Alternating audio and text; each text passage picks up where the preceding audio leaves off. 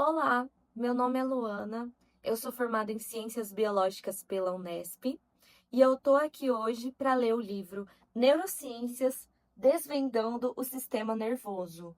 Esse livro é a quarta edição dos autores Mark F. Beer, Barry W. Connors e Michael A. Paradiso. E hoje nós vamos ler o capítulo 2. Esse é um vídeo de leitura, né, do capítulo 2.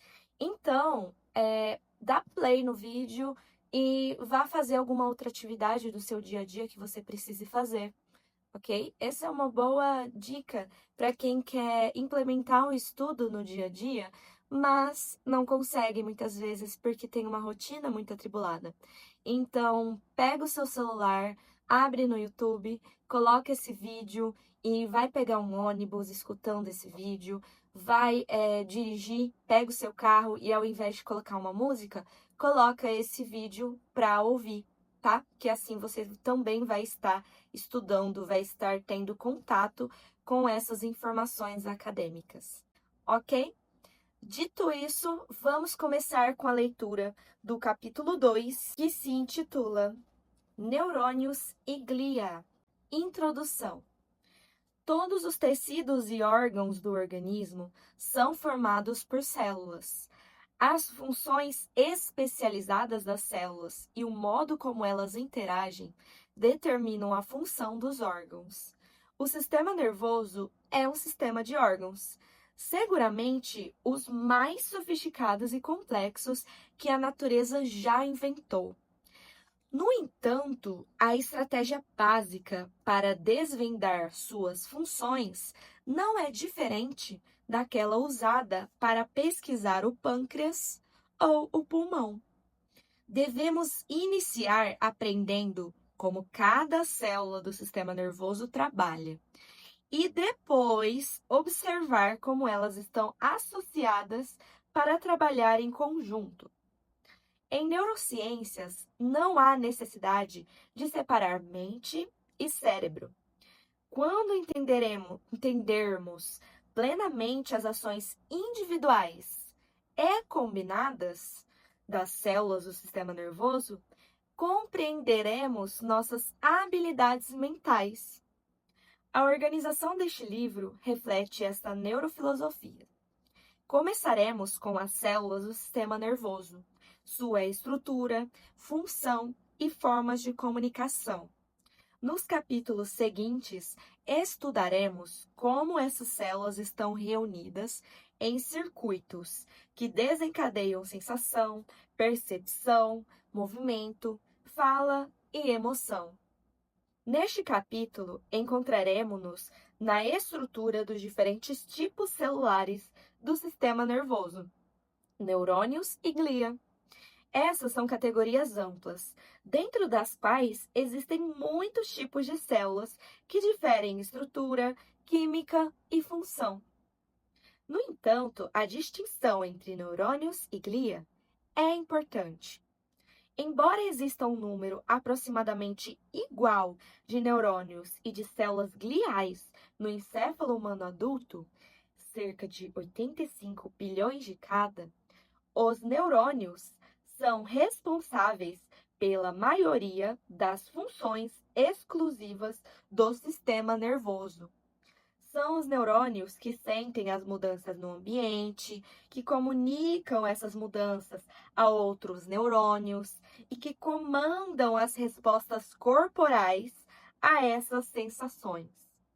A glia ou células gliais contribui para as funções neurais, principalmente por meio do efeito isolante, de sustentação e de nutrição dos neurônios vizinhos. Se o sistema nervoso central fosse um biscoito com pedacinhos de chocolate e os neurônios fossem os pequenos pedaços de chocolate, a glia seria a massa do biscoito que preenche todos os espaços e assegura que os pedacinhos de chocolate se mantenham suspensos no seu local apropriado. De fato, o termo glia deriva da palavra em grega paracola, dando a impressão de que a principal função dessas células é impedir que o encéfalo escape por nossos ouvidos. Veremos no decorrer deste capítulo que, apesar dessa visão simplista desconsiderar a importância da função glial, estaremos seguros de que são os neurônios que realizam o processamento da informação no sistema nervoso, de modo que os neurônios recebem a nossa maior atenção. As neurociências, assim como as outras áreas de conhecimento, possuem uma linguagem própria. Para utilizar essa linguagem, deve-se aprender seu vocabulário. Após você ler esse capítulo, dedique alguns minutos para revisar a lista de palavras-chave e certifique-se de ter aprendido o significado de cada termo. Seu vocabulário em neurociências aumentará à medida que você for avançando na leitura deste livro. A doutrina neuronal.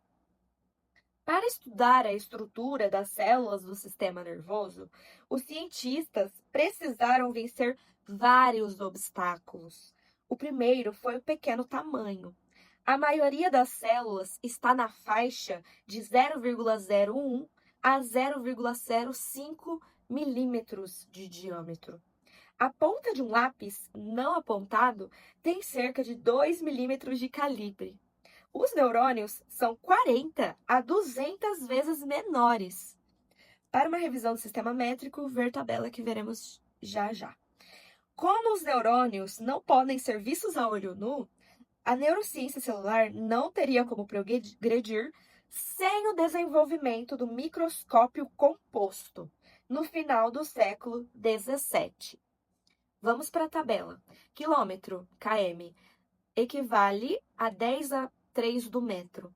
Cerca de 2/3 de uma milha. Ok. O metro, m, equivale a 1 metro. Cerca de 3 pés.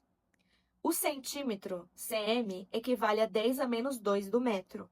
Espessura do seu dedo mínimo.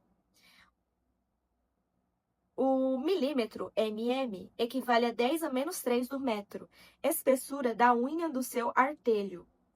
O micrômetro equivale a 10 a menos 6 do metro, próximo ao limite da resolução do microscópio óptico. O nanômetro, nm, 10 a menos 9 do metro, equivale a próximo ao limite de resolução do microscópio eletrônico. Mesmo assim, os obstáculos persistiram. Para observar o tecido neural com o microscópio, foi necessário obter cortes muito finos, que não fossem de espessura muito maior que o diâmetro das células. Entretanto, o tecido neural tem uma consistência semelhante à da gelatina, sem firmeza suficiente para realizar cortes finos. Portanto, o estudo da morfologia das células nervosas teve de aguardar o desenvolvimento de métodos para endurecer o tecido, sem alterar sua estrutura, e de um instrumento que pudesse produzir secções muito finas. No início do século XIX, os cientistas descobriram como endurecer ou fixar os tecidos por imersão em formaldeído e desenvolveram um aparelho especial chamado de micrótomo para obter secções muito finas, micrótomo. Esses avanços técnicos conceberam o campo da histologia, o estudo microscópico da estrutura dos tecidos. Todavia, os cientistas que estudavam as estruturas neurais se depararam com outro obstáculo. As preparações frescas de tecido nervoso possuem um aspecto uniforme de cor creme sob o microscópio, sem diferença de pigmentação que permitisse aos histologistas identificar cada célula. O avanço final da neurohistologia foi a introdução de colorações que coravam seletivamente algumas, mas não todas, partes do tecido neural. Uma dessas colorações, ainda hoje utilizada, foi introduzida pelo neurologista alemão Franz Nissl. no fim do século XIX. Nissel mostrou que um tipo de corante básico podia corar os núcleos das células, bem como os elementos encontrados agrupados em torno dos núcleos dos neurônios. Esses aglomerados são chamados de corpúsculos de Nissel, e a técnica é conhecida como coloração de Nissel. A coloração de Nissel é extremamente útil por duas razões. Ela distingue entre neurônios e glia e permite aos histologistas estudarem a organização ou citoarquitetura dos neurônios de diferentes partes do sistema nervoso. O prefixo cito provém da palavra grega que significa célula. O estudo da citoarquitetura levou ao conhecimento de que o encéfalo consiste em muitas regiões especializadas. Sabe-se atualmente que cada região realiza uma função distinta. O procedimento de Golgi. A coloração de Nissel, entretanto, não poderia contar toda a história. Um neurônio corado pelo método de Nissel parece um pouco mais que grumos de protoplasma contendo um núcleo. Os neurônios são muito mais do que isso, mas tal conhecimento não foi possível antes do surgimento de um diferente método de coloração, inventado pelo histologista italiano Camillo Golgi. Em 1873, Golgi descobriu que, impregnando uma amostra de tecido neural com solução de cromato de prata, chamado atualmente de coloração de Golgi, obtinha-se uma pequena porcentagem de neurônios corados de negro em toda a sua extensão. Isso revelou que o corpo celular neuronal, a região do neurônio contendo o núcleo, que é mostrada com a coloração de Nissel, é de fato apenas uma pequena fração da estrutura completa do neurônio. Diferentes colorações histológicas podem fornecer observações nitidamente diferentes do mesmo tecido. Ainda hoje, a neurohistologia continua como um campo ativo na neurociência, assim como seu credo. A conquista do sistema nervoso é principalmente com a coloração. O procedimento de Golgi mostra que os neurônios possuem pelo menos duas partes distintas. Uma região central, que contém o núcleo da célula, e numerosos tubos finos que irradiam da região central. A região inchada, que contém o núcleo celular, recebe vários nomes, que podem ser usados indiferentemente: corpo celular, soma e pericário. Os finos tubos que irradiam do soma são chamados de neuritos e são de dois tipos: axônios e dendritos. O corpo celular, em geral, origina um único axônio. O axônio possui um diâmetro uniforme ao longo de toda a sua extensão, e suas eventuais ramificações geralmente se estendem em ângulos retos. Como os axônios podem se projetar por grandes distâncias no corpo, 1 metro ou mais, os histologistas da época imediatamente reconheceram que os axônios atuam como fios condutores que transmitem os sinais eferentes dos neurônios. Os dendritos, por outro lado, raramente são mais longos que 2 milímetros. Muitos dendritos se estendem do corpo celular, terminando, em geral, em pontas finas. Os primeiros histologistas reconheceram que, por fazerem contato com muitos axônios, os dendritos atuam como as antenas dos neurônios, para receberem as sinalizações que chegam ou aferências. A contribuição de Cajal. Golgi inventou o método de coloração, mas foi um espanhol contemporâneo de Golgi quem o empregou com maior eficiência: Santiago Ramon y Cajal. Foi um histologista e um artista habilidoso que conheceu o procedimento de Golgi em 1888. Em uma série de publicações notáveis ao longo dos 25 anos subsequentes, Cajal utilizou a coloração de Golgi para desvendar circuitarias de muitas regiões do encéfalo. De modo curioso, Golgi e Cajal chegaram a conclusões completamente opostas sobre os neurônios. Golgi defendia o ponto de vista de que os neurônios de diferentes células eram fusionados uns aos outros para formar um retículo contínuo, ou rede, de forma similar às artérias e veias do sistema circulatório. De acordo com essa teoria reticularista, o sistema nervoso é uma exceção à teoria celular, a qual estabelece que a célula individual é a unidade elementar funcional de todos os tecidos animais. Cajal, ao contrário, argumentava ferrenhamente que os neuritos dos diferentes neurônios não possuem continuidade entre eles e se comunicam por contatos, não por continuidade. Essa ideia de que a teoria celular também se aplica aos neurônios veio a ser conhecida como doutrina neuronal. Embora Golgi e Cajal tenham compartilhado o Prêmio Nobel em 1906, eles permaneceram rivais até o fim.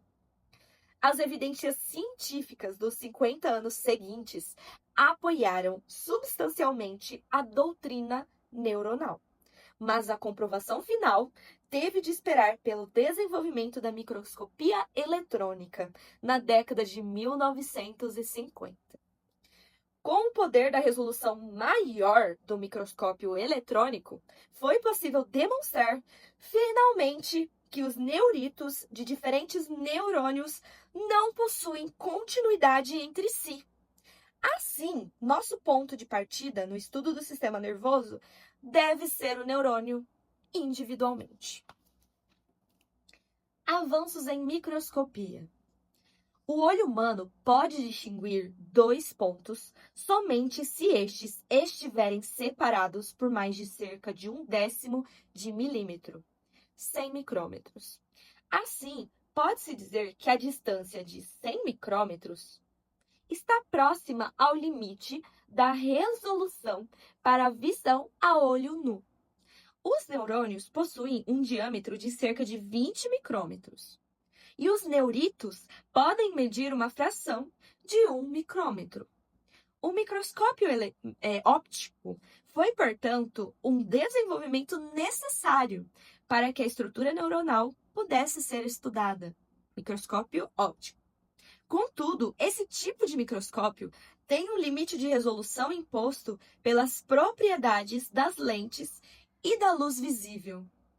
Com o microscópio óptico padrão, o limite de resolução é de cerca de 0,1 micrômetro. Como o espaço entre os neurônios é de cerca de 0,2 micrômetros, 20 nanômetros, não é de se admirar que os dois estimados cientistas, Golgi e Cajal, discordassem sobre a questão de os neuritos serem ou não contínuos de uma célula a outra. Essa questão não teria como ser resolvida até cerca de 70 anos atrás, quando o microscópio eletrônico foi desenvolvido e aplicado para amostras biológicas. O microscópio eletrônico utiliza um feixe de elétrons, em vez de luz, para formar imagens, o que aumenta significativamente o poder de resolução. O limite de resolução para um microscópio eletrônico é de aproximadamente 0,1 nanômetros, 1 milhão de vezes melhor do que o olho nu, e em torno de 1000 vezes melhor que o microscópio óptico. Nosso conhecimento sobre a estrutura microscópica interna do neurônio, ou sua ultraestrutura, vem todo do exame do tecido neural sob o microscópio eletrônico. Atualmente, os microscópios na vanguarda da tecnologia utilizam feixes de laser para iluminar os tecidos e computadores para criar imagens digitais. Os neurocientistas agora, rotineiramente, introduzem nos neurônios moléculas que fluorescem quando iluminadas pela luz de laser. A fluorescência é registrada por detectores sensíveis e o computador trabalha com esses dados e reconstrói a imagem do neurônio. Diferentemente dos métodos tradicionais para microscópio de luz e microscópio eletrônico, os quais requerem a fixação do tecido, essas novas técnicas oferecem aos neurocientistas a possibilidade de espiarem o tecido neural ainda vivo. Além disso, elas têm permitido uma imagem com super resolução, ultrapassando os limites impostos pelo tradicional microscópio óptico, para revelar estruturas tão pequenas quanto 20 nanômetros de diâmetro. O protótipo de neurônio. Como já vimos, o neurônio, também chamado de célula nervosa, consiste em várias partes: o soma, os dendritos e o axônio. O conteúdo interno de um neurônio é separado do meio externo por uma membrana limitante, a membrana neuronal, a qual recobre o neurônio como uma tenda de circo sustentada por um intricado esqueleto interno, dando a cada parte da célula sua aparência tridimensional característica. Exploraremos o interior do neurônio e aprenderemos um pouco sobre as funções das diferentes partes que o compõem. O soma. Começaremos nosso passeio pelo soma, a parte central e aproximadamente esférica do neurônio. O corpo celular de um neurônio típico possui aproximadamente 20 micrômetros de diâmetro. O fluido aquoso no interior da célula, chamado de citosol, é uma solução salina rica em potássio, separada do meio externo pela membrana neuronal. Dentro do soma, diversas estruturas delimitadas por membranas são coletivamente chamadas de organelas. O corpo celular de um neurônio contém as mesmas organelas encontradas nas demais células animais. As mais importantes são o núcleo, o retículo endoplasmático rugoso, o retículo endoplasmático liso, o aparelho de Golgi e as mitocôndrias. Tudo o que está contido no interior da membrana celular, incluindo as organelas, mas excluindo o núcleo, é referido coletivamente como citoplasma. O núcleo, esse nome deriva da palavra em latim para nós. O núcleo de uma célula é esférico, localizado centralmente com diâmetro entre 5 e 10 micrômetros. É delimitado por uma dupla membrana chamada de envelope nuclear. O envelope nuclear é todo perfurado, formando poros que medem aproximadamente 0,1 micrômetros de diâmetro. Dentro do núcleo estão os cromossomos, que contêm o material genético, o DNA, ácido desoxirribonucleico. Seu DNA foi transmitido para você a partir de seus pais e ele contém a informação para formar todo o seu corpo. O DNA de cada um de seus neurônios é o mesmo, assim como é o DNA que está presente nas células do seu fígado, rim ou outros órgãos. O que distingue um neurônio de uma célula hepática são as partes específicas do DNA que estão sendo utilizadas para compor a célula. Esses segmentos de DNA são chamados de genes. Cada cromossomo contém uma dupla fita de DNA entrelaçada, ininterrupta e com 2 nanômetros de largura. Se o DNA de todos os 46 cromossomos humanos fosse desenrolado e alinhado, ponta a ponta, ele poderia somar mais de 2 metros de comprimento. Se comparássemos o comprimento total do DNA ao total de linhas de letras que compõem este livro, os genes seriam análogos às palavras individualmente. Os genes medem cerca de 0,1 micrômetros até vários micrômetros de comprimento. A leitura do DNA é conhecida como expressão gênica.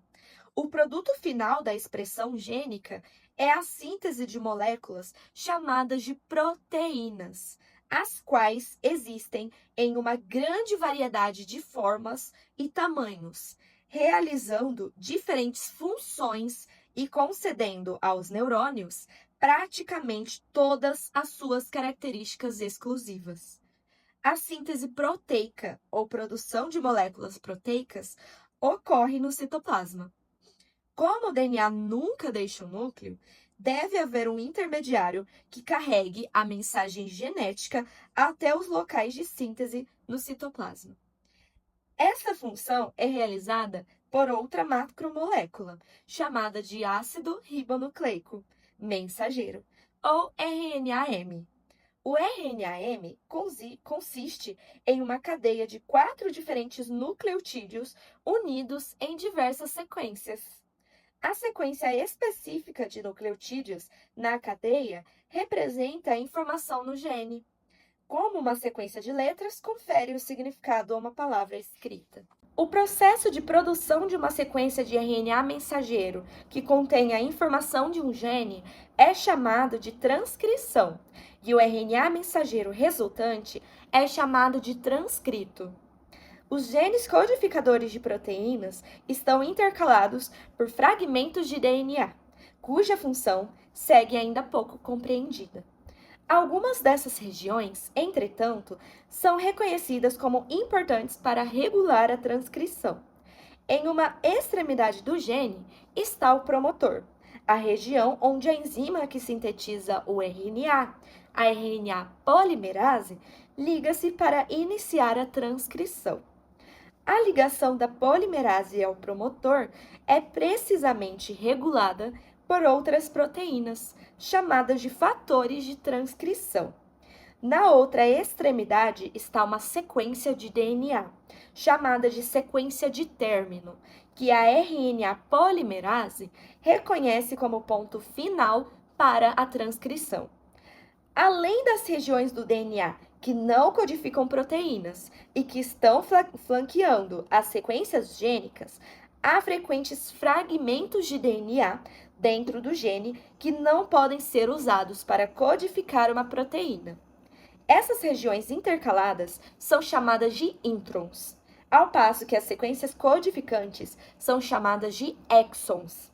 Os transcritos primários possuem ambos, introns e exons, mas então, por meio de um processo chamado de corte-junção do RNA ou splicing, os introns são removidos e os exons restantes são fusionados.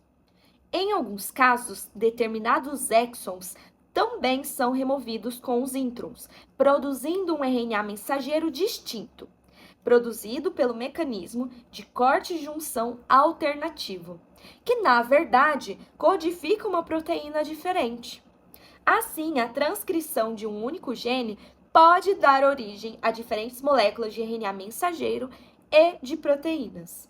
Os transcritos de RNA mensageiro emergem do núcleo através dos poros presentes no envelope nuclear e dirigem-se para os sítios de síntese proteica em algum local do neurônio. Nesses sítios, a molécula de proteína é sintetizada da mesma forma como foi a de RNA mensageiro, pela ligação de muitas moléculas pequenas, formando uma cadeia. No caso das proteínas, os blocos constitutivos são os aminoácidos, dos quais há 20 tipos diferentes. Essa síntese proteica a partir de aminoácidos, sob o controle do RNA mensageiro, é chamada de tradução. O estudo científico desse processo que inicia com o DNA nuclear e termina com a síntese de moléculas proteicas na célula, é chamada de biologia molecular. O dogma central da biologia molecular é resumido da seguinte forma: DNA, transcrição, RNA mensageiro, tradução, proteína. Genes neuronais, variação genética e engenharia genética. Os neurônios diferem das demais células do corpo, devido aos genes específicos que expressam como proteínas. Um novo conhecimento desses genes é atualmente possível pelo genoma humano. A sequência completa do DNA, que constitui a informação genética de nossos cromossomos, que foi sequenciado.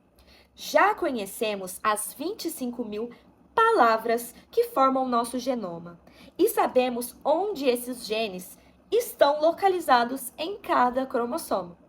Além disso, estamos aprendendo quais genes são expressos unicamente nos neurônios. Esse conhecimento tem pavimentado o caminho para a compreensão da base genética de diversas doenças do sistema nervoso. Algumas doenças resultam da falta de longos segmentos de DNA que contêm vários genes. Em outras doenças, os genes estão duplicados, levando a uma superexpressão de proteínas específicas. Esses tipos de erros, denominado variações do número de cópias gênicas, ocorrem frequentemente no momento da concepção, quando a combinação de DNA paternal e maternal origina o genoma da prole.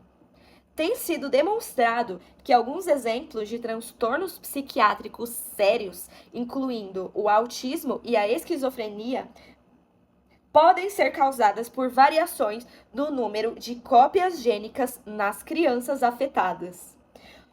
Outros distúrbios do sistema nervoso são causados por mutações, erros de tipografia, em um gene ou nas regiões que flanqueiam o DNA, que regulam a expressão gênica. Em alguns casos, uma única proteína pode estar muito anormal ou estar faltando, perturbando a função neuronal. Um exemplo é a síndrome do X frágil, um distúrbio que se manifesta como deficiência intelectual e autismo e é causado pela alteração de um único gene. Muitos dos nossos genes carregam pequenas mutações, chamadas de polimorfismos de um único nucleotídeo, os quais são análogos a pequenos erros de soletrar causados pela mudança de uma única letra. Esses erros são normalmente benignos, como a diferença entre aterrissar com Z e aterrissar com 2 S. Soletra-se de modo diferente, mas com o mesmo significado. Entretanto, as mutações podem, algumas vezes, afetar a função proteica. Considere a diferença entre cozer com S e cozer com Z. Quase as mesmas letras, mas com significados diferentes. Esses polimorfismos de nucleotídeos, isolados ou em conjunto com outros, pode afetar a função neuronal. Os genes formam o sistema nervoso e os genes formam o sistema nervoso e compreender como eles contribuem para a função neuronal, tanto em organismos saudáveis como em doentes, é um dos principais objetivos das neurociências. Um avanço importante foi o desenvolvimento de ferramentas para a engenharia genética, formas de modificar organismos por meio da inserção ou mutação gênica. Essa tecnologia tem sido mais utilizada em camundongos, uma vez que eles são mamíferos, que se reproduzem rapidamente e possuem um sistema nervoso similar ao nosso. Atualmente, é comum em neurociências falar em um camundongo nocaute, no qual um gene foi deletado ou nocauteado. Esses camundongos podem ser utilizados para o estudo do desenvolvimento de uma doença, como o X frágil, com a finalidade de tratá-la. Outra abordagem utilizada tem sido a produção de camundongos transgênicos, nos quais um gene foi introduzido ou superexpresso. Esses novos genes são chamados de transgênese.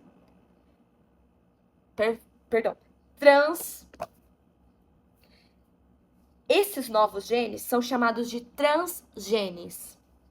Camundongos modificados por substituição, knock-in, também têm sido criados, em que um gene nativo é substituído por um transgene modificado.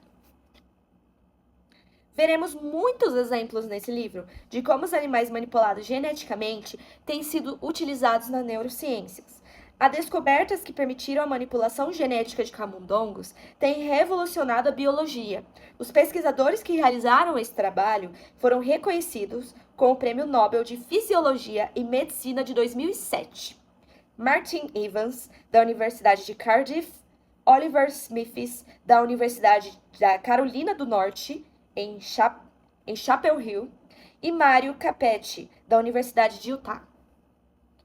Alimento para o cérebro. Expressão do Sinaera pós-genômica. O sequenciamento do genoma humano foi uma realização verdadeiramente monumental, completada em 2003. O projeto Genoma Humano identificou todos os aproximadamente 25 mil genes do DNA humano. Vivemos agora na chamada era pós-genômica, na qual informações acerca dos genes expressos em nossos tecidos podem ser utilizadas para diagnosticar ou tratar doenças. Os neurocientistas estão usando essas informações para encarar questões de longa data acerca das bases biológicas dos distúrbios neurológicos e psiquiátricos, assim como para explorar com maior profundidade as origens da individualidade. A lógica adotada é a seguinte: o encéfalo é o produto dos genes expressos nele mesmo. Diferenças na expressão gênica entre um encéfalo normal e um patológico, ou um encéfalo com capacidades incomuns, podem ser usadas para identificar as bases moleculares dos sintomas ou traços observados. O nível de expressão gênica é comumente definido pelo número de transcritos de RNA mensageiro sintetizados em diferentes células e tecidos para dirigir a síntese de proteínas específicas. Assim, a análise da expressão gênica requer um método que compare a relativa abundância de vários RNA mensageiro nos encéfalos de dois grupos de seres humanos ou de animais. Uma forma de realizar essa comparação é utilizar a técnica de microarranjos de DNA, os quais são criados por máquinas robotizadas que organizam milhares de pequenas sequências de DNA sintético em uma lâmina de microscopia. Cada ponto contém uma sequência única de DNA, que reconhecerá e aderirá a uma sequência específica de RNA mensageiro.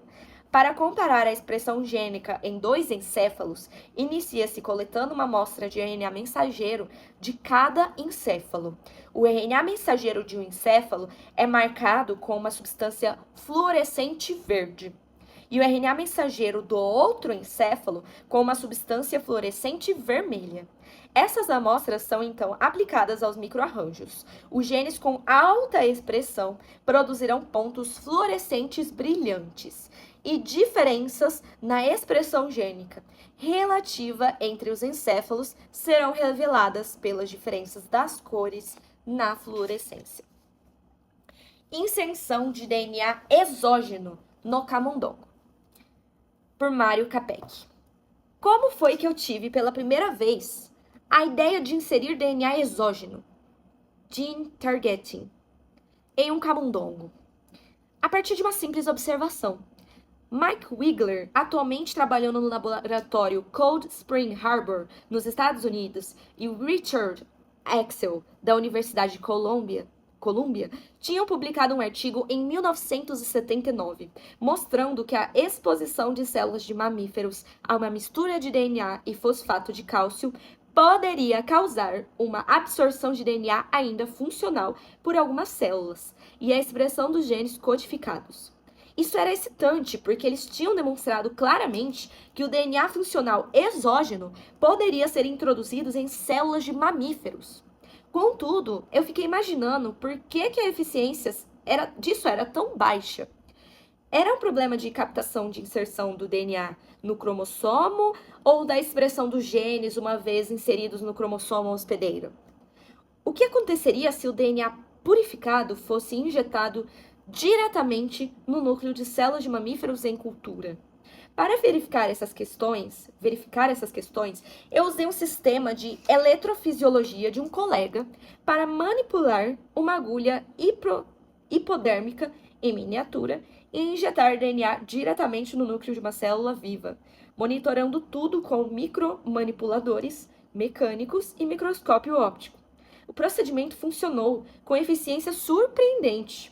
Por esse método, a frequência de integração bem-sucedida era 1 em cada 3 células, em comparação a 1 em 1 milhão, como era primeiramente.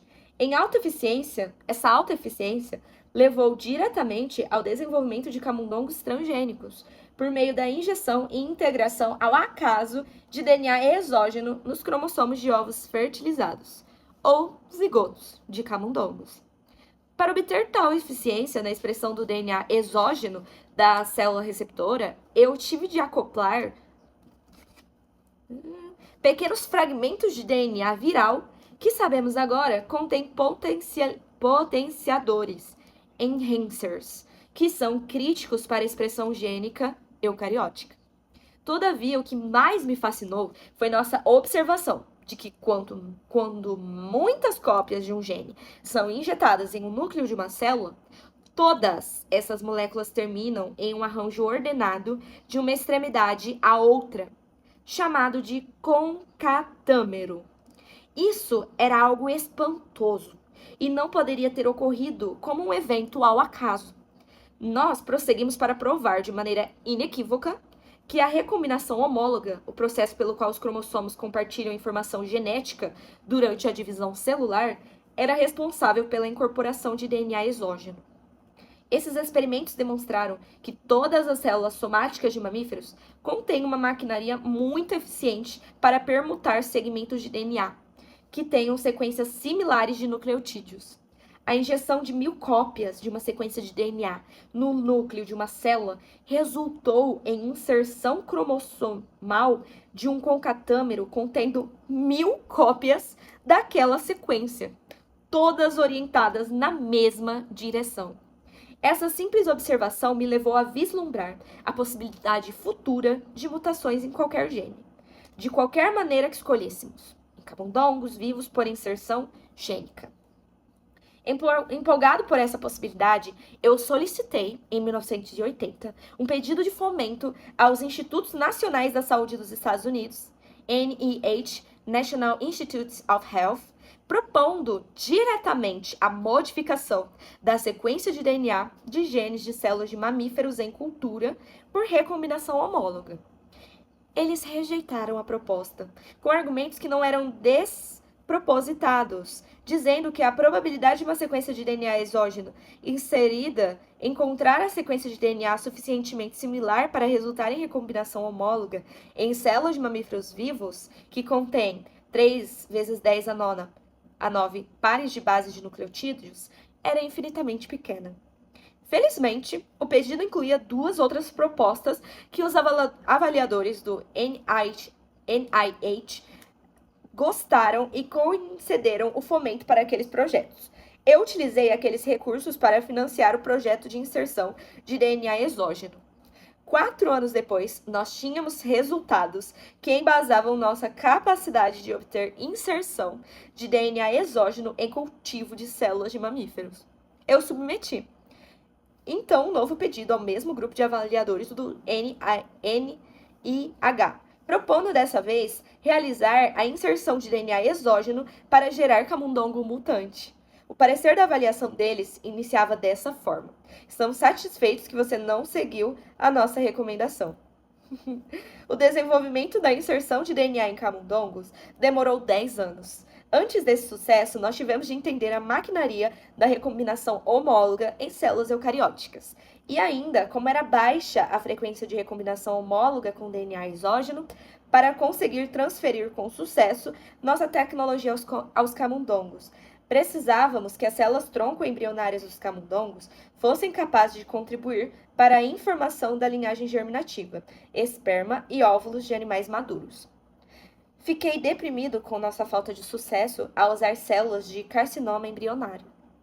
Eu ouvi então um rumor de que Martin Evans, de Cambridge, na Inglaterra, estava isolando células mais promissoras, as quais ele chamou de células KE, que lembravam as CE, mas eram derivadas de embrião de camundongo normal e não de tumores. Eu lhe telefonei e perguntei se era verídico o rumor e ele disse que sim. Minha próxima pergunta foi se eu poderia ir ao seu laboratório para aprender a trabalhar com aquelas células, e sua resposta foi novamente sim. O período de Natal de 1985 em Cambridge era bonito. Eu e minha esposa, que trabalhava junto comigo, passamos algumas semanas maravilhosas aprendendo como manter aquelas maravilhosas células e usá-las para gerar camundongos capazes de transmissão germinativa. Os pesquisadores têm frequentemente uma ideia pré-concebida sobre o papel determinado de seus genes, de interesse na biologia do camundongo e em geral. Eles surpreendem-se muito com os resultados que obtêm de genes nocaute. A inserção de DNA exógeno nos tem dado muitas novas possibilidades, incluindo a pesquisa sobre o papel da microglia, as células que migram para o interior do encéfalo após serem geradas na medula óssea, juntamente com células sanguíneas e do sistema imune. A mutação dessas células em camundongos resultou em uma patologia muito similar à condição humana conhecida como tricotilomania, um tipo de distúrbio obsessivo-compulsivo caracterizado por impulso irreprimível de arrancar o próprio cabelo. De forma surpreendente, o transplante de medula óssea normal em camundongo mutante cura permanentemente esse comportamento patológico. Estamos agora totalmente imersos em tentar compreender o mecanismo de como a microglia controla a expressão de um circuito neuronal. E, mais importante, em explorar a relação íntima entre o sistema imune, nesse caso a microglia, e os distúrbios neuropsiquiátricos, como depressão, autismo, esquizofrenia e doença de Alzheimer. Qual é a diferença entre as proteínas sintetizadas no retículo endoplasmático rugoso e aquelas sintetizadas por ribossomos livres? A resposta parece depender da função ou do destino da molécula de proteína. Se esta for destinada a permanecer no citosol do neurônio, então o transcrito de RNA mensageiro dessa proteína se afasta dos ribossomos do retículo endoplasmático rugoso e gravita em direção aos ribossomos livres. Entretanto, se a proteína está destinada a ser inserida na membrana da célula ou de uma organela, então esta é sintetizada no retículo endoplasmático rugoso. À medida que a proteína é sintetizada, ela é alinhavada da membrana do retículo endoplasmático rugoso, onde fica presa. Não é surpresa que os neurônios são tão ricos em retículo endoplasmático rugoso, pois, como veremos nos capítulos seguintes, as proteínas especiais de membrana são as que conferem a essas células sua notável capacidade de processar informações. Retículo endoplasmático liso e aparelho de Golgi. O restante do citosol do corpo celular neural está repleto de pilhas de organelas membranosas, que lembram muito o retículo endoplasmático rugoso sem os ribossomos, tanto que uma dessas estruturas é chamada de retículo endoplasmático liso ou RE liso. O retículo endoplasmático liso é bastante heterogêneo e assume diferentes funções em diferentes locais. Alguns retículos endoplasmáticos lisos são contínuos ao retículo endoplasmático rugoso e acredita-se que sejam os locais onde as proteínas que emergem da membrana são cuidadosamente dobradas, assumindo sua estrutura tridimensional. Outros tipos de retículo endoplasmático liso não desempenham papel direto no processamento das moléculas proteicas, mas regulam as concentrações intracelulares de algumas substâncias, como o cálcio. Essas organelas são principalmente proeminentes nas fibras musculares, onde são chamadas de retículo sarcoplasmático. As pilhas de discos de membrana no soma, dispostas longe do núcleo, constituem o aparelho de Golgi, descrito em 1898 por Camilo Golgi. Esse é um sítio de intenso processamento químico, pós-tradução de proteínas. Acredita-se que uma função tão importante do aparelho de Golgi seja a distribuição de certas proteínas destinadas a diferentes partes do neurônio, como os axônios e os dendritos. As mitocôndrias. Outra organela muito abundante no soma é a mitocôndria. Nos neurônios, essas organelas, com forma alongada como salsichas, medem aproximadamente 1 micrômetro de comprimento. Envolta pela membrana externa está a membrana interna, que forma uma série de pregas chamadas de cristas. Entre as cristas existe um espaço chamado de matriz. As mitocôndrias são o local da respiração celular. Quando uma mitocôndria inspira, ela internaliza ácido pirúvico, derivado de açúcares e proteínas digeridos, e oxigênio, os quais permeiam o citosol. Dentro do compartimento interno da mitocôndria, o ácido pirúvico entra em uma série complexa de reações bioquímicas chamada de ciclo de Krebs, assim denominada em homenagem ao pesquisador anglo-germânico Hans Krebs, que propôs essa via metabólica em 1937. Os produtos bioquímicos do ciclo de Krebs geram energia, que por outra série de reações dentro das cristas, chamada de cadeia de transporte de elétrons, resulta na adição de fosfato ao difosfato de adenosina, ADP, produzindo trifosfato de adenosina, ATP, a fonte de energia da célula. Quando a mitocôndria expira, 15 moléculas de ATP são liberadas para cada molécula de ácido pirúvico metabolizado. O ATP é a moeda energética da célula. A energia química armazenada no ATP é utilizada para manter a maioria das reações bioquímicas de um neurônio. Por exemplo, proteínas específicas da membrana neuronal utilizam a energia gerada pela quebra das moléculas de ATP em ADP para bombear certas substâncias através da membrana, estabelecendo concentrações diferentes entre os meios interno e externo do neurônio. A membrana neuronal. A membrana neuronal serve como uma barreira que delimita o citoplasma internamente no neurônio e exclui certas substâncias presentes nos fluidos externos que banham os neurônios. A membrana tem aproximadamente 5 nanômetros de espessura e é cravejada de proteínas. Como mencionado anteriormente, algumas das proteínas associadas à membrana bombeiam substâncias de dentro para fora. Outras formam poros que regulam quais substâncias podem acessar o interior do neurônio. Uma importante característica dos neurônios é que a composição proteica da membrana varia dependendo de sua localização, seja no soma, nos dendritos ou no axônio. A função dos neurônios não pode ser compreendida sem o conhecimento da estrutura e da função da membrana neuronal e de suas proteínas associadas.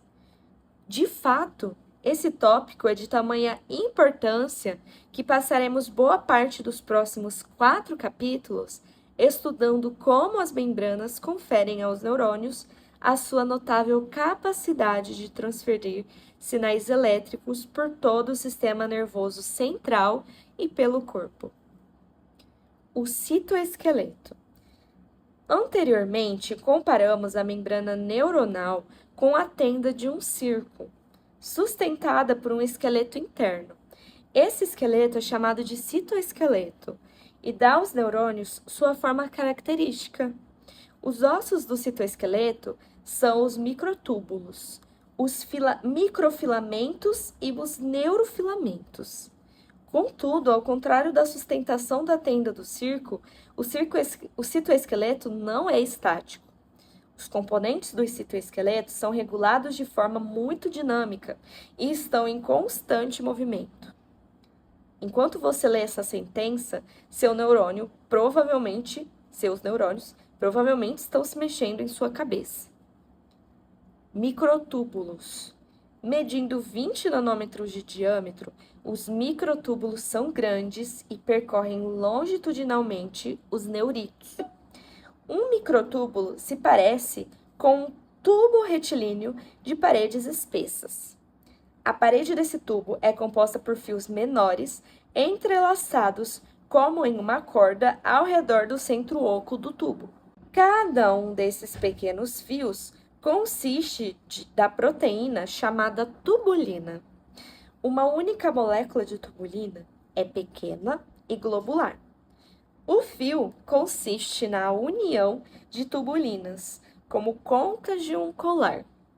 O processo de união das pequenas proteínas para formar um longo filamento é chamado de polimerização. O filamento resultante é chamado de polímero. A polimerização e a despolimerização dos microtúbulos e, consequentemente, a forma neuronal podem ser reguladas por vários sinais dentro do neurônio. Uma classe de proteínas que participa da regulação da formação e função dos microtúbulos são as proteínas associadas aos microtúbulos, ou MAPs, M-A-P. Entre outras funções, muitas das quais ainda estão desconhecidas, as MAPs ancoram os microtúbulos uns aos outros e às outras partes do neurônio.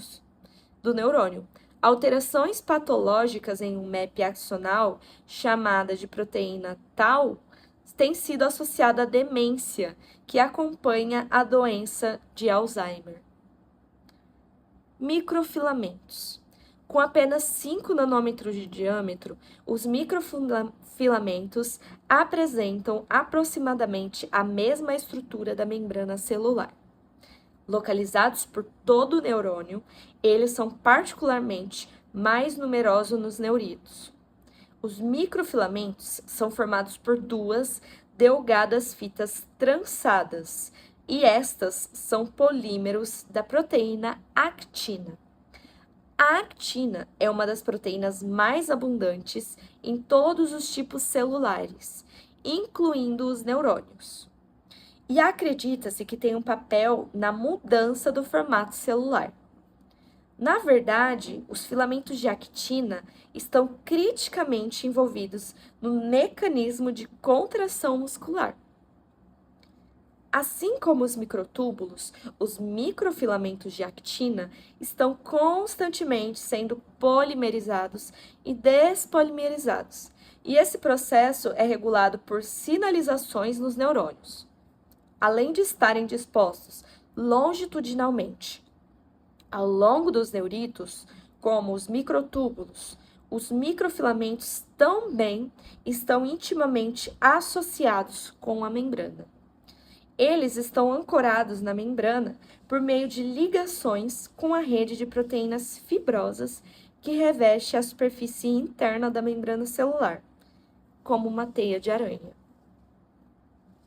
Neurofilamentos.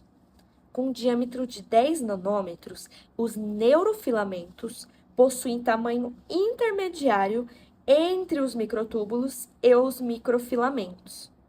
Eles existem em todas as células do corpo, como filamentos intermediários.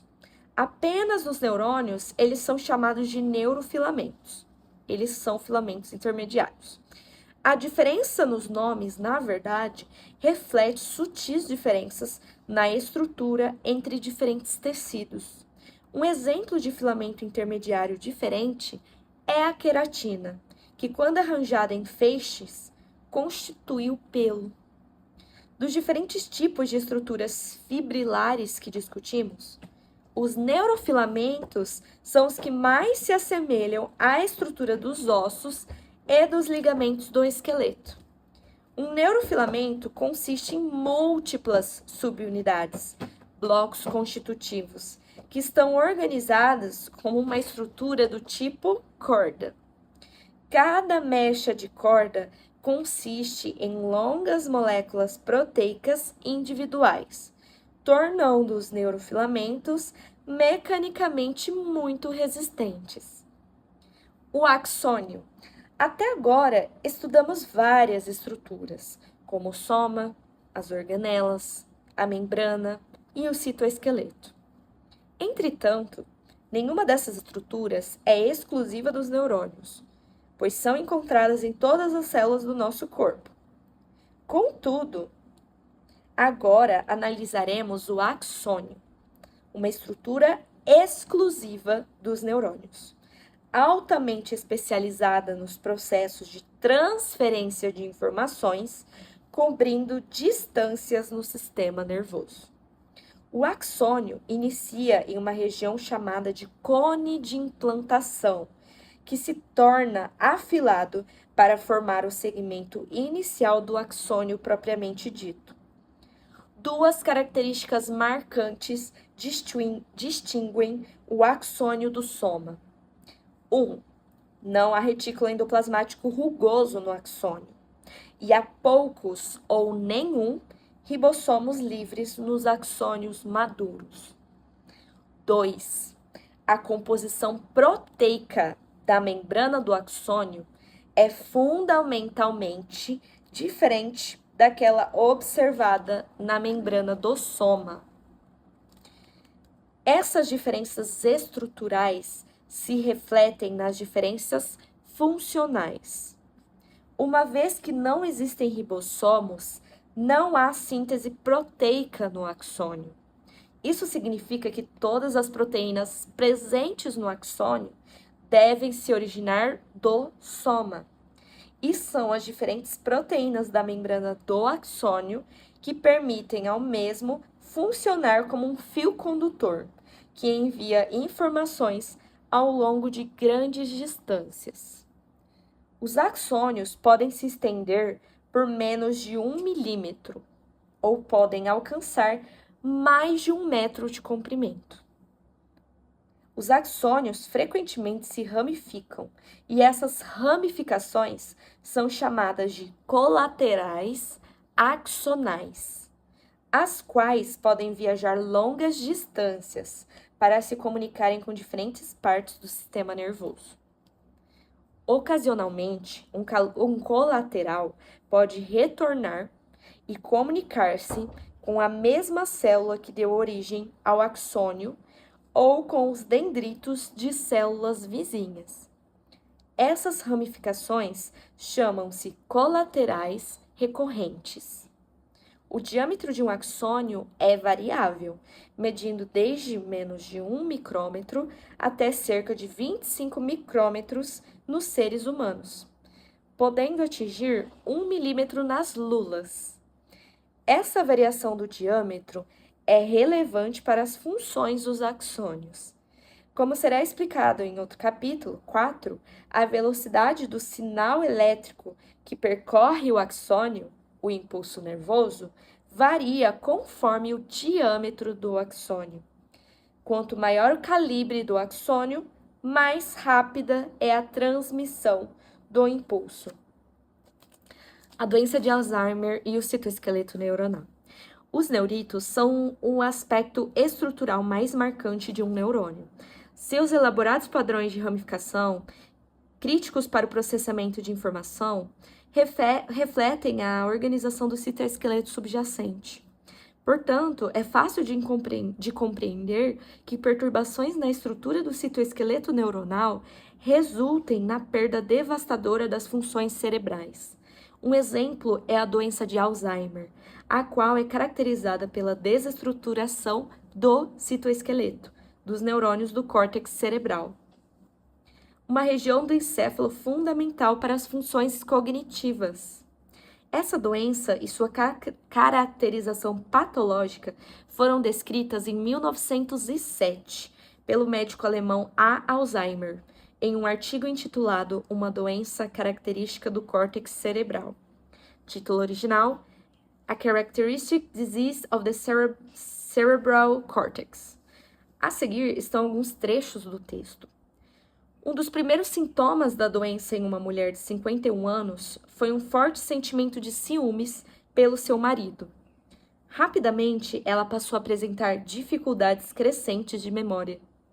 Ela não conseguia encontrar o caminho entre as peças de sua casa, arrastava objetos de um lado para o outro, escondia-se, ou ainda às vezes pensava que havia pessoas querendo matá-la. Então, começava a gritar alto. Durante sua internação, seus gestos indicavam total desamparo. Ela estava desorientada quanto ao tempo e ao lugar. Certas vezes declarava que não compreendia coisa alguma, que se sentia confusa e totalmente perdida.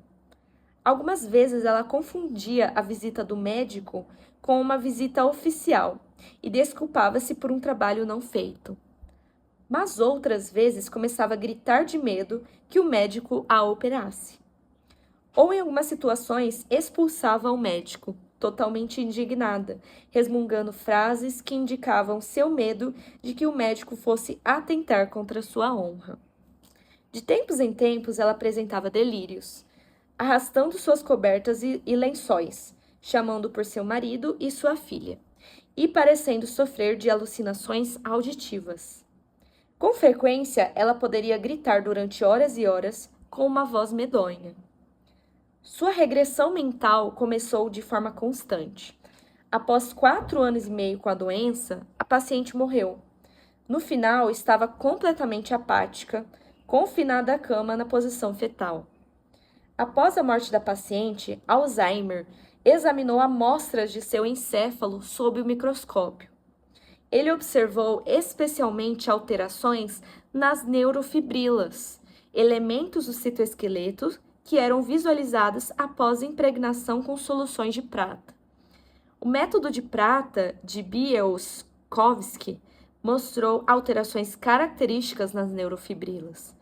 Entretanto, dentro de uma célula aparentemente normal, uma ou mais fibras podiam ser observadas, chamando a atenção pela sua grande espessura e impregnação específica à prata.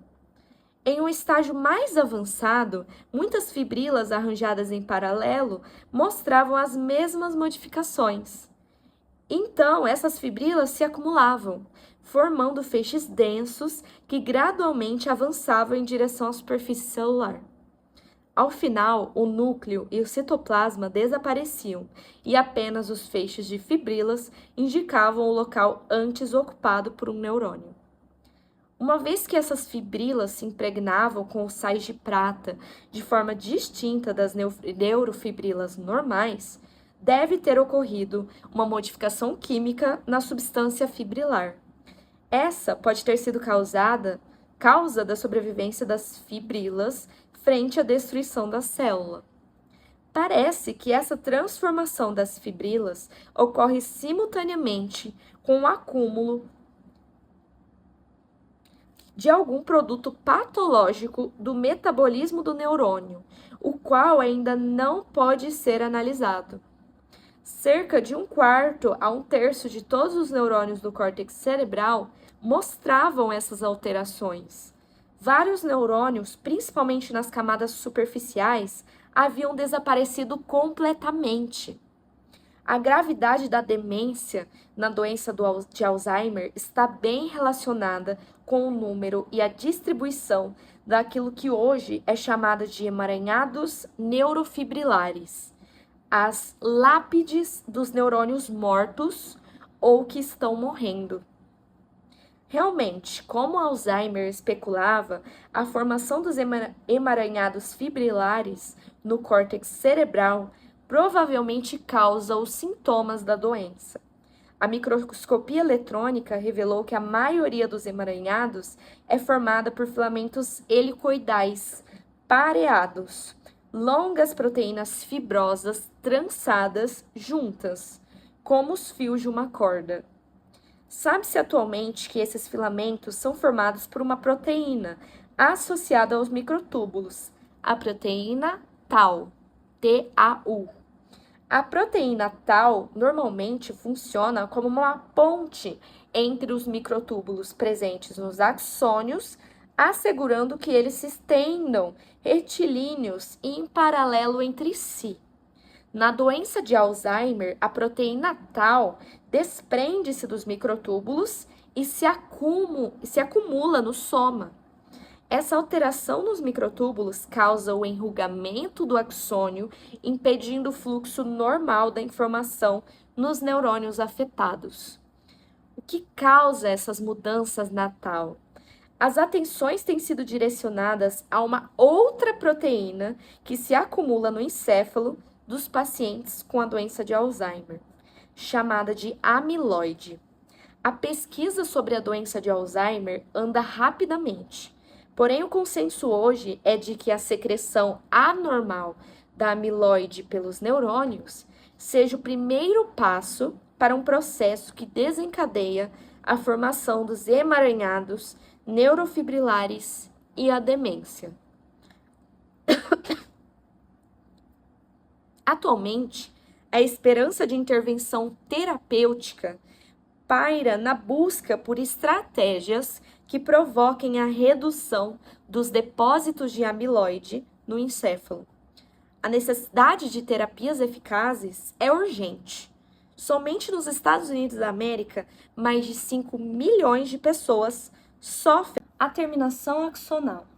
Todos os axônios têm um início, o cone de implantação, uma porção intermediária, o axônio propriamente dito, e uma porção final. A porção final é chamada de terminação axonal, ou botão terminal, referindo-se ao fato de que normalmente se parece com um disco entumecido. A terminação é o local onde o axônio entra em contato com outros neurônios, ou outros tipos de células, e passa a informação para eles. Esse ponto de contato é chamado de sinapse. A palavra deriva do grego para amarrar junto. Às vezes, os axônios apresentam muitas ramificações curtas em suas regiões terminais, e cada ramificação forma uma sinapse com dendritos ou corpos celulares na mesma região. Essas ramificações são chamadas coletivamente de arborização terminal. Outras vezes, os axônios formam sinapses com regiões dilatadas ao longo de sua extensão antes de terminarem em outro lugar.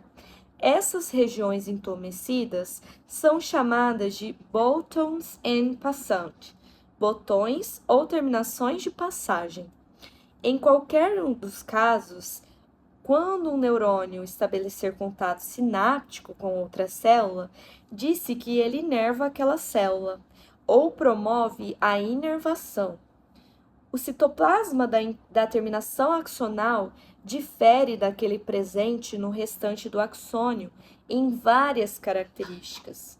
1. Os microtúbulos não se estendem no terminal sináptico. 2. O terminal sináptico contém numerosas bolhas pequenas, envoltas por membranas, chamadas de vesículas sinápticas, que medem aproximadamente 50 nanômetros de diâmetro. 3. A superfície interna da membrana que faz face à sinapse apresentam revestimento particularmente denso de proteínas. 4.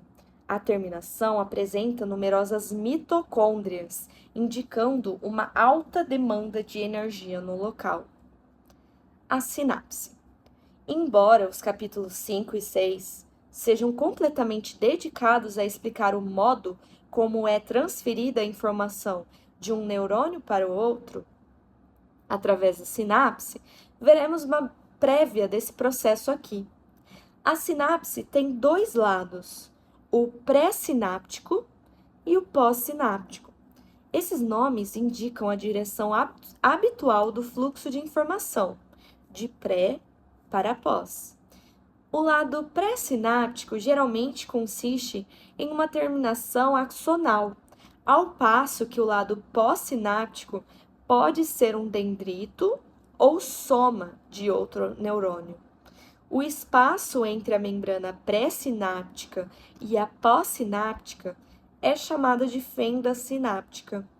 A transferência de informações através da sinapse de um neurônio para o outro é chamada de transmissão sináptica. Na maioria das sinapses, a informação que viaja na forma de impulsos elétricos ao longo de um axônio é convertida na terminação axonal em um sinal químico que atravessa a fenda sináptica. Na membrana pós-sináptica, esse sinal químico é convertido novamente em um sinal elétrico. O sinal químico é chamado de neurotransmissor e fica estocado nas vesículas sinápticas dentro da terminação, sendo liberado destas na fenda sináptica. Como veremos, diferentes neurotransmissores são utilizados por diferentes tipos de neurônios. Essa transformação da informação de elétrica para química para elétrica torna possível muitas das capacidades computacionais do encéfalo. Modificações desse processo estão envolvidas na memória e no aprendizado, e distúrbios nas transmissões sinápticas resultam em certos transtornos mentais. A sinapse também é o local de ação para muitas toxinas e para a maioria das drogas psicoativas. Transporte axoplasmático. Como já foi mencionado, uma das características do citoplasma dos axônios e da terminação axonal é a ausência de ribossomos. Como os ribossomos são as fábricas de proteínas das células, sua ausência significa que as proteínas axonais devem ser sintetizadas no soma e então transportadas pelo axônio. De fato, na metade do século XIX, o fisiologista inglês Augustus Waller mostrou que os axônios não sobrevivem quando separados do corpo celular do qual se originaram. A degeneração dos axônios, que ocorrem quando estes são separados, é denominada degeneração waleriana. Como pode ser detectada com certos métodos de coloração, a degeneração waleriana é uma maneira de se traçar as conexões axonais no sistema nervoso central. A degeneração waleriana ocorre porque o fluxo normal de materiais do soma para a terminação axonal está interrompido. Esse movimento de material ao longo do axônio é chamado de transporte axoplasmático. Este foi primeiramente demonstrado pelos experimentos do neurobiólogo americano Paul Weiss e colaboradores na década de 1940. Eles descobriram que, se uma linha fosse amarrada ao redor de um axônio, materiais acumulariam-se no axônio, junto ao nó, mas no lado próximo ao soma. Quando o nó era desfeito, o material acumulado continuava a migrar ao longo do axônio, a uma taxa de 1 a 10 milímetros por dia. Essa foi uma descoberta notável, mas não é toda a história. Se todo o material se deslocasse ao longo do axônio exclusivamente por esse mecanismo de transporte, eles não chegariam às terminações do axônio mais longo em menos de meio ano. Muito tempo se espera para nutrir as sinapses famintas, né? No fim dos anos 1960, foram desenvolvidos métodos para acompanhar os movimentos de moléculas proteicas ao longo do axônio em direção à terminação. Esses métodos consistiam em injetar aminoácidos radioativos nos somas neuronais. Lembre-se que os axônios são os blocos construtivos das proteínas. Os aminoácidos quentes radioativos eram incorporados às proteínas e a chegada das proteínas radioativas na terminação axonal era medida para calcular a taxa de transporte. Esse transporte axoplasmático rápido, assim denominado para distingui-lo do transporte axoplasmático lento descrito por Weiss, ocorria a uma taxa bastante alta, atingindo 1000 milímetros por dia. Atualmente, já se conhece muito sobre a maneira como funciona o transporte axoplasmático. O material é incluso dentro de vesículas, as quais, então, caminham ao longo dos microtúbulos do axônio. As pernas são formadas por uma proteína chamada cinesina, e o processo ocorre com gasto de ATP. A cinesina transporta material apenas do soma para a terminação. Todo movimento de material nesse sentido é chamado de transporte anterógrado. Além do transporte anterógrado, existe um mecanismo para o deslocamento de material ao longo do axônio no sentido da terminação para o soma. Acredita-se que esse processo sinaliza ao soma acerca de mudanças nas necessidades metabólicas da terminação axonal. O movimento nesse sentido da terminação para o soma é chamado de transporte retrógrado. O mecanismo molecular é semelhante ao do transporte anterógrado, exceto pelo tipo de pernas que, para o transporte retrógrado, são constituídas por uma proteína diferente, chamada de dineína. Tanto os mecanismos de transporte anterógrado quanto retrógrado têm sido utilizados pelos neurocientistas como formas de traçar as conexões no sistema nervoso central. Os dendritos. O termo dendrito é derivado da palavra grega para árvore, referindo-se ao fato de que os neuritos se assemelham aos ramos de uma árvore à medida que se projetam do soma. Os dendritos de um único neurônio são coletivamente chamados de árvore dendrítica ou arborização dendrítica, e cada ramo da árvore é chamado de ramo dendrítico. As grandes variedades de formas e tamanhos das árvores dendríticas são utilizadas para classificar diferentes grupos de neurônios.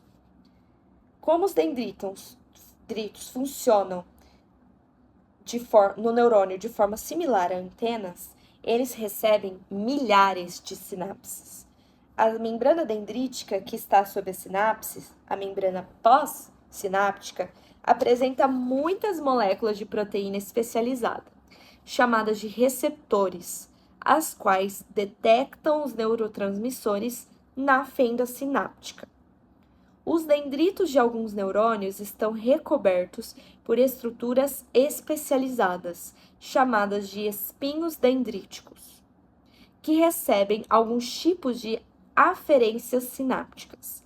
Os espinhos se parecem com pequenas bolsas perfuradas em torno do dendrito. A morfologia incomum dos espinhos tem fascinado os neurocientistas desde a sua descoberta por Kajal. Acredita-se que eles isolem várias reações químicas que são disparadas por algum tipo de ativação sináptica. A estrutura do espinho é sensível ao tipo e à intensidade da atividade sináptica. Alterações incomuns têm sido detectadas no encéfalo de sujeitos com distúrbios cognitivos. Na maioria das vezes, o citoplasma dos dendritos assemelha-se àquele presente nos axônios. O citoplasma está repleto de elementos do citoesqueleto e de mitocôndrias.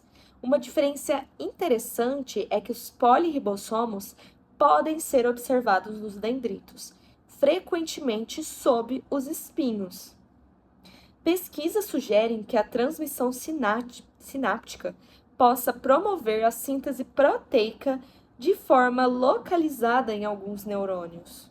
No capítulo 25, veremos que a regulação sináptica da síntese proteica é crucial para o armazenamento de informação no encéfalo. De especial interesse, pegando carona com o transporte retrógrado. O transporte anterógrado rápido de proteínas ao longo dos axônios foi demonstrado pela injeção de aminoácidos radioativos no soma. O sucesso desse método imediatamente sugeriu uma forma de mapear as conexões cerebrais.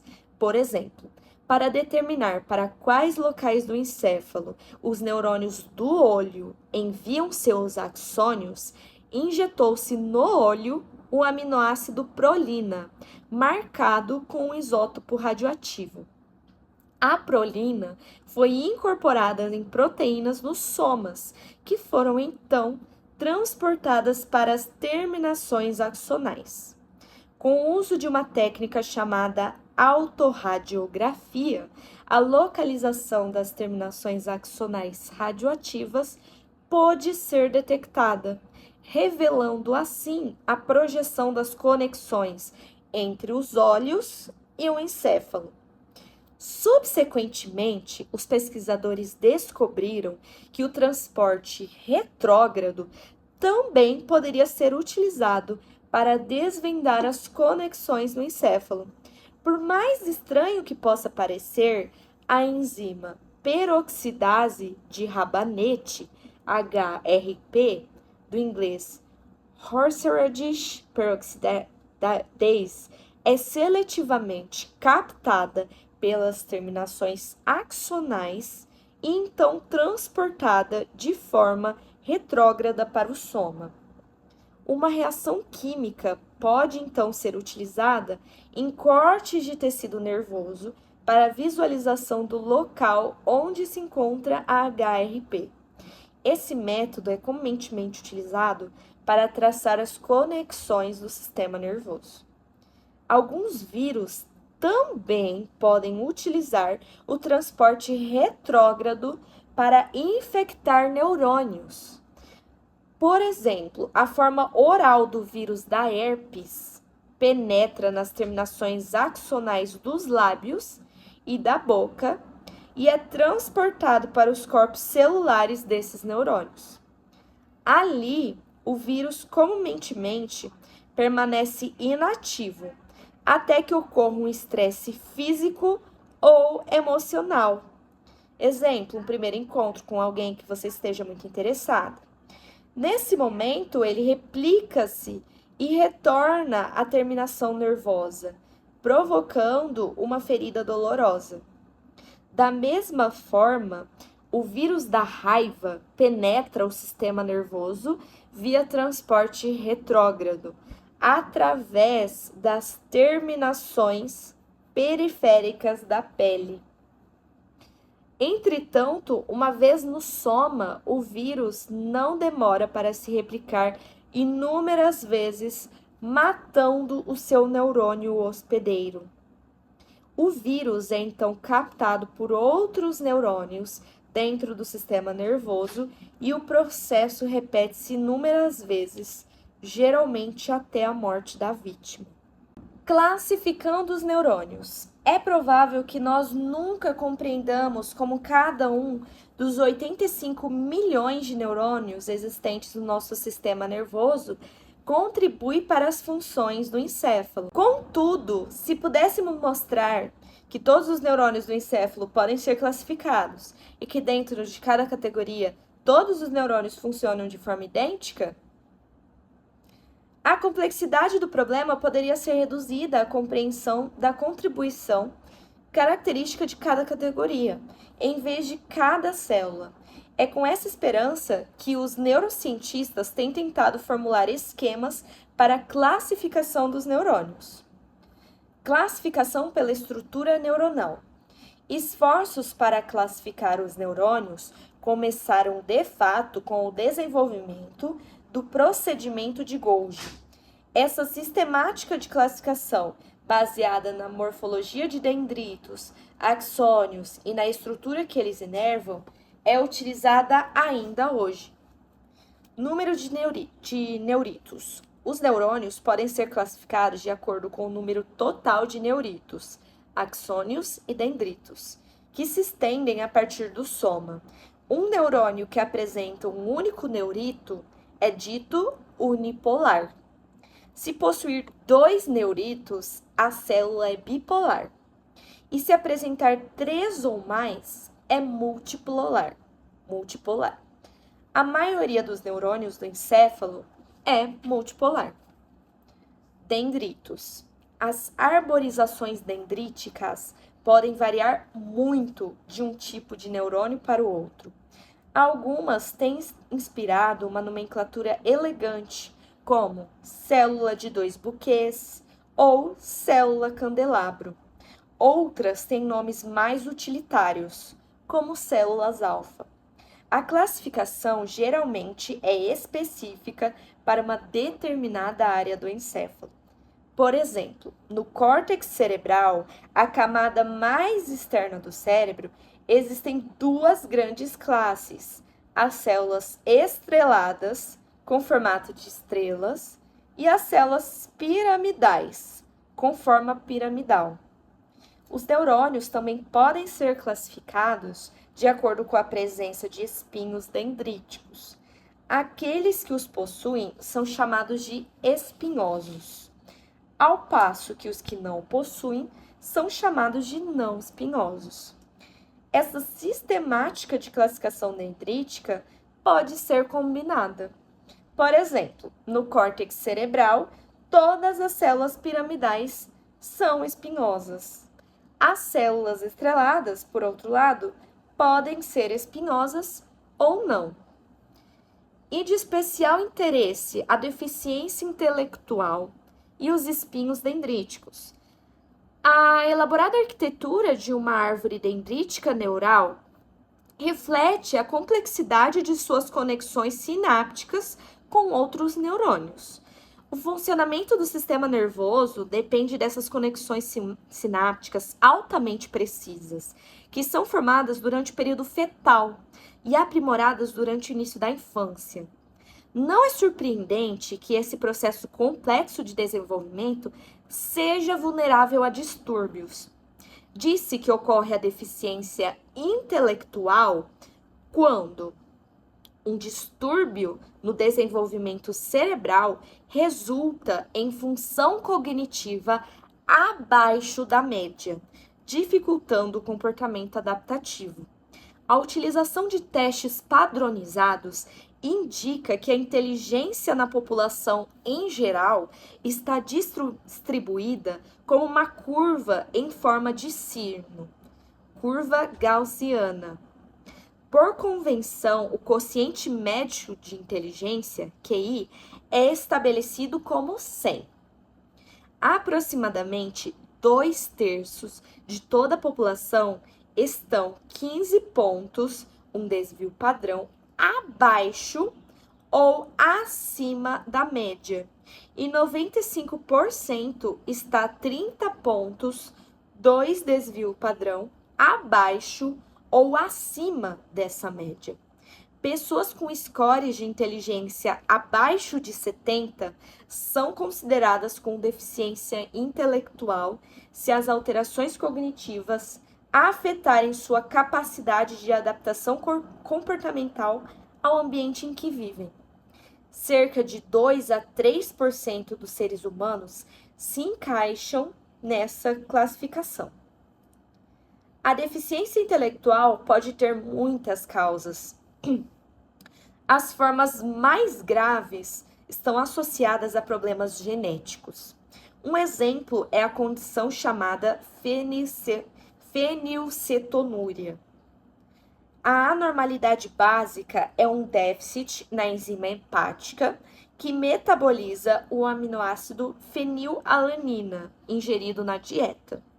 Crianças nascidas com PKU apresentam um nível anormalmente alto deste aminoácido, ou seja, crianças nascidas com fenilcetonúria, no sangue e no encéfalo. Caso a condição não seja tratada, o crescimento do encéfalo fica comprometido, resultando em deficiência intelectual grave. Outro exemplo é a síndrome de Down, que ocorre quando o feto possui uma cópia extra do cromossomo 21, interferindo na expressão gênica normal durante o desenvolvimento do encéfalo. Outra causa da deficiência intelectual são os problemas ocorridos durante a gestação, como infecção materna por rubéola e desnutrição.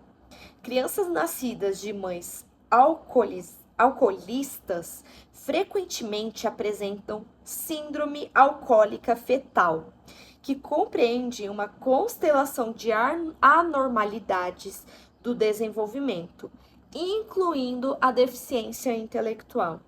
Entre outras causas para a deficiência intelectual estão a asfixia da criança durante o parto e o estado de miséria ou empobrecimento ambiental, a falta de boa nutrição, socialização e estímulo sensorial durante a fase inicial da infância.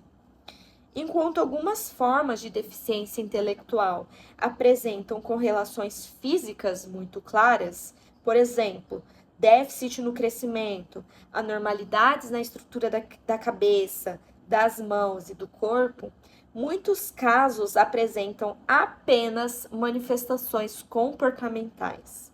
O encéfalo desses sujeitos é aparentemente normal. Como então podemos explicar a grave disfunção cognitiva? Uma pista importante veio de uma pesquisa na década de 1970, de Miguel Marín Padilla, pesquisador da Faculdade de Dartmouth, e de Dominique Púrpura, trabalhando na Escola de Medicina Albert Einstein, em Nova York. Eles estudavam o encéfalo de crianças com deficiência intelectual, utilizando o procedimento de Golgi, e descobriram notáveis alterações na estrutura dendrítica. Os dendritos das crianças com deficiência intelectual apresentavam muito menos espinhos dendríticos e os espinhos que possuíam eram anormalmente longos e finos. A extensão das alterações nos espinhos correlacionava-se com o grau de deficiência intelectual. Os espinhos dendríticos são um importante local de aferências sinápticas. Púrpura salientou que o padrão dos espinhos dendríticos nas crianças com deficiência intelectual era semelhante ao observado em fetos humanos normais. Ele propôs que a deficiência intelectual fosse um reflexo de falha na formação das conexões normais no cérebro. Nas 3 décadas que se seguiram, após a publicação desse importante trabalho, foi estabelecido que o desenvolvimento sináptico normal, incluindo a maturação dos espinhos dendríticos, depende muito do ambiente durante o período neonatal e o início da infância. Um ambiente empobrecido durante esse período crítico do desenvolvimento pode levar a profundas mudanças nos circuitos cerebrais. Entretanto, existem algumas boas notícias. Muitas das modificações impostas pela privação no encéfalo podem ser revertidas se a intervenção ocorrer suficientemente cedo. No capítulo 23, aprofundaremos o estudo acerca do papel da experiência no desenvolvimento do encéfalo.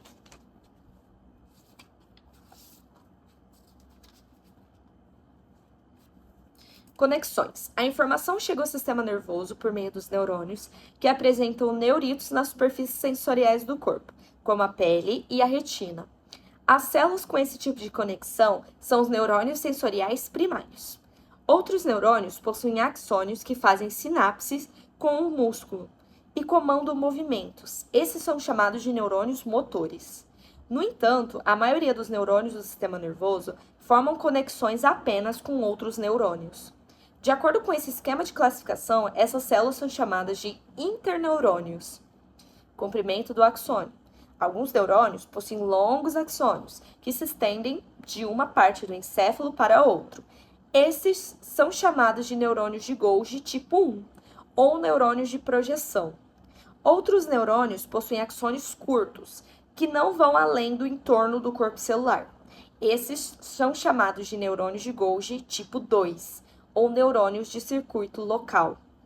No córtex cerebral, por exemplo, as células piramidais geralmente apresentam longos axônios que se estendem para outras áreas do encéfalo e, portanto, são neurônios de Golgi tipo 1. As células estreladas, ao contrário, apresentam axônios que nunca deixam o córtex cerebral e, portanto, são neurônios de Golgi tipo 2. Classificação pela expressão gênica. Sabemos atualmente que a maioria das diferenças entre os neurônios pode ser explicada em termos genéticos. Por exemplo, as diferenças na expressão gênica determinam que as células piramidais e as estrelares desenvolvam formatos distintos. Quando se conhece uma diferença genética, essa informação pode ser utilizada para criar um camundongo transgênico, que permite a investigação detalhada dos neurônios de determinada classe. Por exemplo, um gene exógeno que codifica uma proteína fluorescente pode ser introduzido e ficar sob o controle de um gene promotor específico de um tipo celular. A proteína fluorescente verde, abreviada GFP do inglês, Green Fluorescent Protein, codificada por um gene descoberto em medusas, é comumente utilizada na pesquisa em neurociências. Quando iluminada com um determinado comprimento de onda, a GFP floresce em verde brilhante, permitindo a visualização do neurônio em que ela estiver sendo expressa. Métodos de engenharia genética têm sido muito utilizados para medir e manipular as funções dos neurônios de diferentes categorias. Sabemos há algum tempo que uma importante maneira de se diferenciar neurônios é pelos neurotransmissores que estes produzem e liberam. As diferenças nos neurotransmissores derivam de diferenças na expressão das proteínas envolvidas na síntese, estocagem e utilização de neurotransmissor. A compreensão dessas diferenças na expressão gênica permite uma classificação de neurônios com base em seus neurotransmissores. Por exemplo, todos os neurônios motores que comandam os movimentos voluntários liberam acetilcolina nas suas sinapses. Essas células motoras são classificadas então como colinérgicas, isto é, elas expressam os genes que permitem o uso de um neurotransmissor específico. Conjuntos de células que utilizam o mesmo neurotransmissor constituem um sistema de neurotransmissores no encéfalo. Glia. Apesar da maior atenção nesse capítulo ser dada aos neurônios, justificada pelo estado atual do conhecimento, alguns neurocientistas consideram a glia como o gigante adormecido da neurociência. De fato, seguimos descobrindo que a glia contribui de maneira muito mais importante para o processamento das informações no sistema nervoso central do que tem sido considerada ao longo da história. Apesar disso, as evidências continuam indicando que a glia contribui para a atividade neural, principalmente oferecendo suporte às funções neuronais. Ainda que seu papel possa ser subordinado, Sem a glia, o sistema nervoso não funcionaria corretamente. Astrócitos. As células gliais mais numerosas no encéfalo são os astrócitos. Essas células preenchem os espaços entre os neurônios. O espaço existente entre os neurônios e os astrócitos no encéfalo mede apenas 20 nanômetros de espessura. Consequentemente, os astrócitos provavelmente influenciam a possibilidade de um neurito crescer ou se retrair. Um papel essencial dos astrócitos é a regulação do conteúdo químico desse espaço extracelular. Por exemplo, os astrócitos envolvem as sinapses no sistema nervoso central, restringindo a difusão de moléculas neurotransmissoras que foram liberadas. Os astrócitos também possuem proteínas especiais em suas membranas, que removem ativamente os neurotransmissores da fenda sináptica. Uma descoberta recente e inesperada é que a membrana dos astrócitos também apresenta receptores para os neurotransmissores, que, assim como nos neurônios, podem desencadear eventos bioquímicos e elétricos no interior da célula glial. Além de regular os neurotransmissores, os astrócitos também controlam rigorosamente as concentrações extracelulares de diversas substâncias que poderiam interferir na função neuronal adequada. Por exemplo, os astrócitos regulam a concentração de íons potássio no líquido extracelular. Glia formadora de mielina. Ao contrário dos astrócitos, a função principal dos oligodendrócitos e das células de Schwann é bem clara.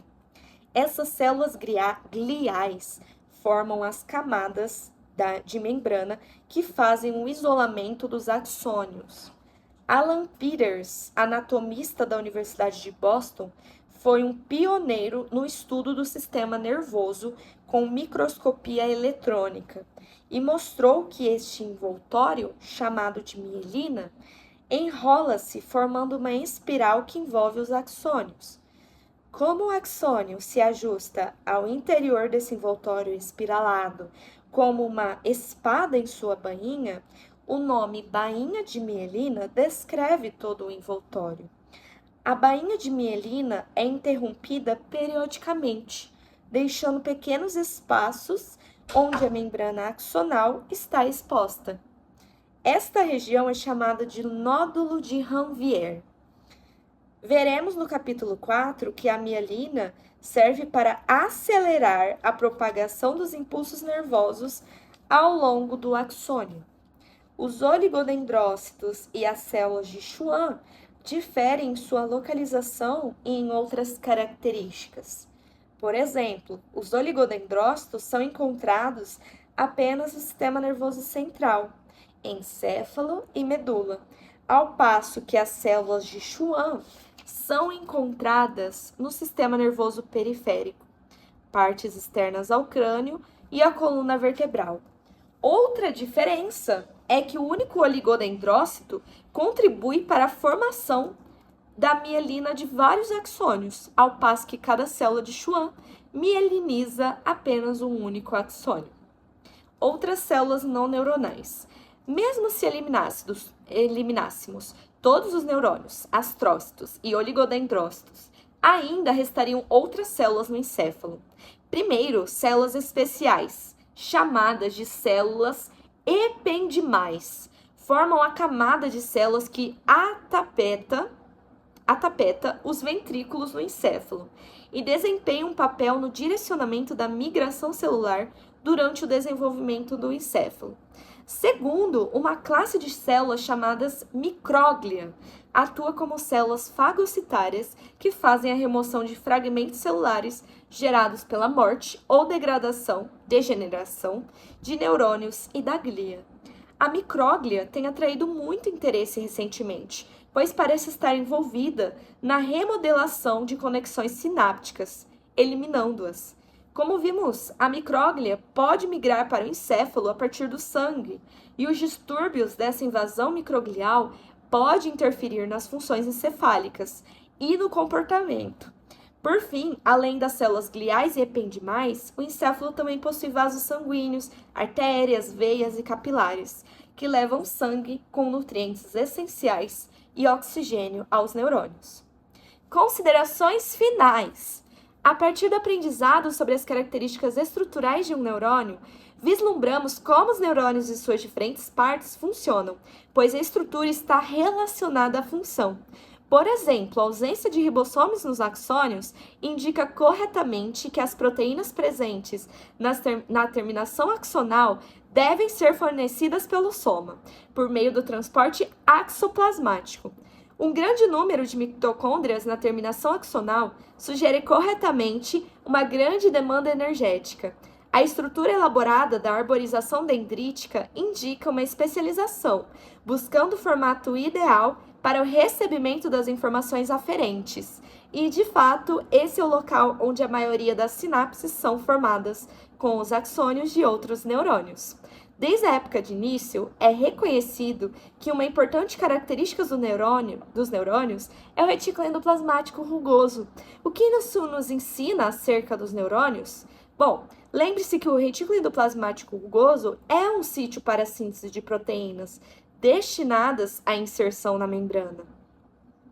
Veremos a seguir como as várias proteínas da membrana neuronal determinam as características exclusivas dos neurônios para transmitir, receber e armazenar informações.